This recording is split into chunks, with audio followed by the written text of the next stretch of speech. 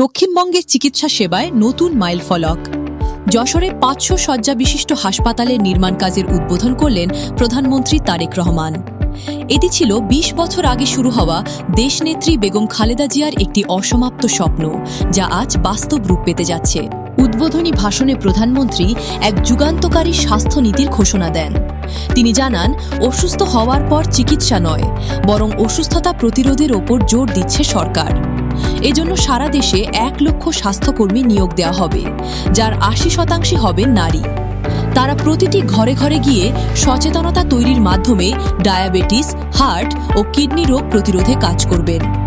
পাশাপাশি এই বিশাল হাসপাতালটি পুরোপুরি প্রস্তুত হতে যে ২.৫ বছর সময় লাগবে, সেই অন্তর্বর্তীকালীন সময়েও যেন মানুষের চিকিৎসা থেমে না থাকে। সেজন্য প্রধানমন্ত্রী পাবলিক প্রাইভেট পার্টনারশিপ বা পিপিপি মডেলের ঘোষণা দেন।